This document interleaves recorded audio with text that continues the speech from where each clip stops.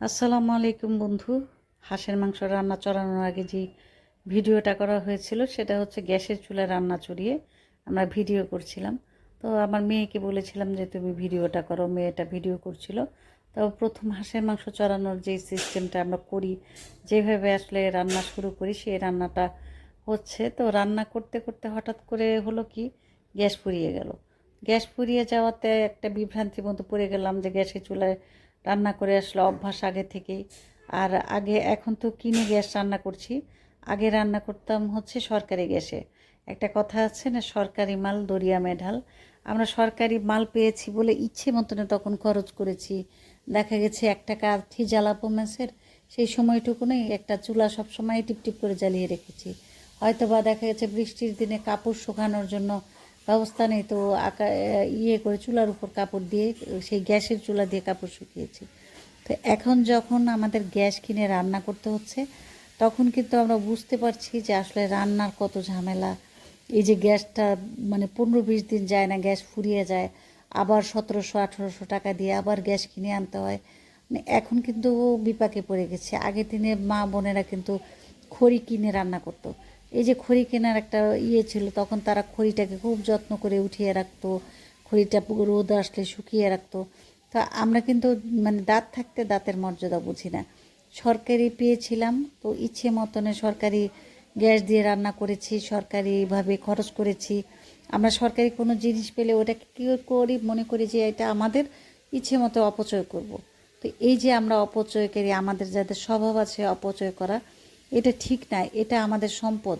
আমরা আমাদের সম্পদটাকে এইভাবেই নষ্ট করি প্রতিনিয়ত। এই যে বড় বড় বুলি আমি বলছি, আমার ঘরেও এটা হতো। তখন কিন্তু এই বড় বুলি ছিল না, কারণ তখন ভেবেছি সরকারি গ্যাস এখন তো যতই জ্বালাই না কেন সেটার মূল্য একই থাকবে, সেটার দাম তো আমার বেশি দিতে হবে না।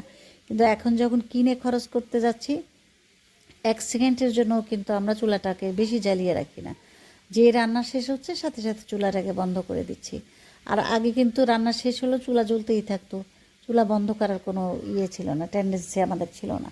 তো এই মনোভাবগুলো আমাদের ঠিক না। আমাদের প্রত্যেকের উচিত প্রত্যেকটা কাজ সহজভাবে চিন্তা করে, মানসিকভাবে, যে এটা যদি আমার জিনিস হয় নষ্ট করলে কি হবে, আমার কতটা ক্ষতি হবে। তো আমরা সব সময় ক্ষতি যেন না হয়, অপচয় যেন না হয়, সেটা সরকারি হোক বা বেসরকারি হোক। যেমন এই যে পানি, অনেকে পানি কল খুলে রেখে দেয়, জব জব করে পানি পড়তে থাকে, বালতি ভরে গেছে, বালতিটা বন্ধ করে না। এই জিনিসগুলো যে পানির অপচয়, আমরা বলি পানির নাম জীবন, আর আমরা এই অপচয় করে করে পানিগুলোকে নষ্ট করছি। প্রত্যেকটা জিনিস আমাদের সেভাবে ভাবতে হবে যে আমি যদি এটাকে মানে একটু সাবধানে ব্যবহার করি, আরেকজনও কিন্তু এটার সুবিধাটা পাবে। আর আমি যদি সাবধানে ব্যবহার না করি, আমরা অন্যজনকেও সুবিধা দিতে পারবো না, কারণ কিছুদিন পরে তো ওটা শেষ হয়ে যাবে। আমাদের যে নতুন প্রজন্ম আসবে, সেই প্রজন্মদের জন্য কিছুই থাকবে না, সবই হারিয়ে যাবে, ফুরিয়ে যাবে। তো এই সচেতনভাবে আমাদের প্রত্যেকের কাজ করা উচিত, প্রত্যেক নাগরিকের ভেবেচিন্তে কাজ করা উচিত। এখন যখন আমি গ্যাস কিনে রান্না করছি, এখন বুঝতে পারছি এই গ্যাসের মূল্য কত। তা আপনারাও এইভাবে মূল্য চিন্তা করবেন। আমি হাঁসের মাংস রাঁধছিলাম, শেষ পর্যন্ত সেটাকে ইন্ডাকশন চুলায় রান্না করছি। ইন্ডাকশন চুলা ছিল ঘরে, কিন্তু ইন্ডাকশন চুলায় রান্না হয় না খুব একটা, গ্যাসের চুলায় রান্না করি। তো আজকে বাধ্য হয়ে তারপর ইন্ডাকশন চুলায় রান্না চড়িয়ে দিলাম। তো আমার ভিডিওটা যদি আপনাদের ভালো লেগে থাকে, লাইক কমেন্ট শেয়ার করে অবশ্যই পাশে থাকবেন। ইনশাল্লাহ আমিও সবসময় আপনাদের পাশে আছি, পাশে থাকবো সবসময়। আর সবার জন্য শুভকামনা রইল। খোদা হাফেজ।